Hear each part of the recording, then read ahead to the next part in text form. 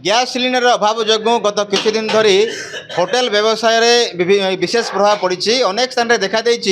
बड़ बड़ होटेल गुड़िक बंद होती कर्मचारी वर्तमान से असुविधार सम्मुखीन होती। कारण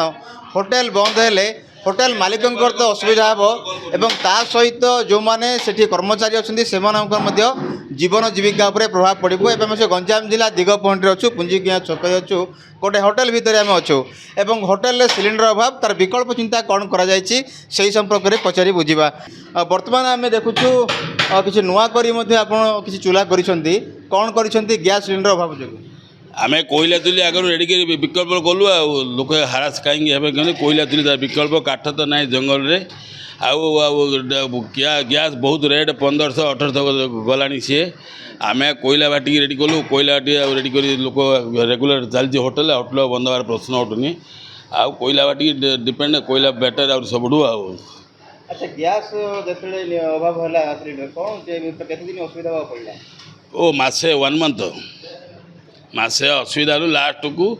आम कोयला बाटी रेडी करी कोयला फिला आनिकी कोयला आंच करी कोयला सब रंधा रंधि होची आ गैस डिपेंड नहीं आमर। जदि किसी गैस आसो थे ठीक भरणा हो पार ताले आपन केमिति कोन करबे गैस ऊपर निर्भर करबे ना आम कोयला बाटी डिपेंड आम आउ गैस निर्भर नहीं कोयला बाटी आम लगी तो बर्तमान कोयला बाटी कोयला कोन सब बळे मिली पारिबो केमिति? निश्चय निश्चय कोयला मिलियो आस्कर आसी ब्रह्मपुर आसी चारिडू आसो कोयला कोयला निश्चित मिलियो आ युद्ध हो आमको गैस मिल सेपटू गैस आसुनी आई तो सब कोयला तुले सब चारिडू आस कोयला इटा बाटी आसी युद्ध हेले कोन माने यार प्रभाव आपन ऊपर केते पड़ी? केते बहुत पड़छि ना खाली पड़छि बहुत पड़छि प्रभाव। हाँ आमको मिलला पर दुसनी बोली आम जान दिलु आगुआ सतत नहीं कोयला चुली कलु आ 25-40 परिवार आमर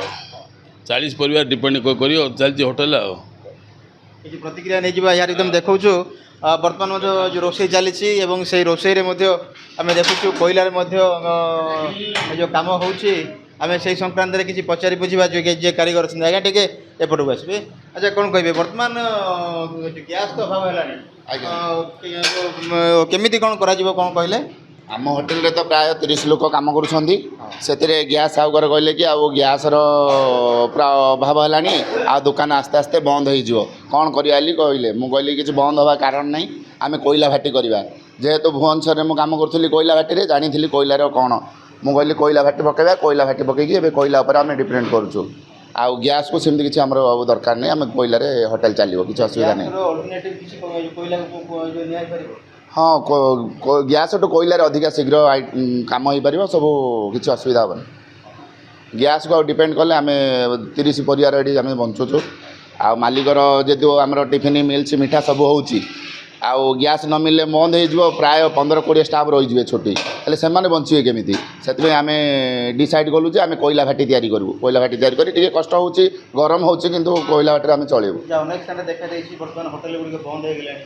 हाँ से कहूँ आम कोयला भाटी कर पर डिफरेन्ट करनी निजे निजे कोयला भाटी करी निजे निजे केमती चलो से दुकान चलो मालिक बचे आम बचा केमती चलिए से मो सब मिस्त्री मन को कहूँ होटेल जिते जन कम कर कोयला भाटी करी कष्ट हम गरम हम कष्ट हम किंतु दुकान चलो 20-25 परिवार बंची पारे से देखु से दृश्य टी बर्तमान से जो कोयला कथा आम देखुलु कोयला देखो ये जो बर्तमान चूल्हा आम देखु जे कोयलार जमती चूली लगी ता सहित ये जो होटेल जहाँ जहाँ आवश्यक रही जो व्यंजन प्रस्तुत करा गोटे प्रतिक्रिया नहीं कौन कहे? आज्ञा आम चलिया बहुत कष्ट हो आज मस 1.5 मास है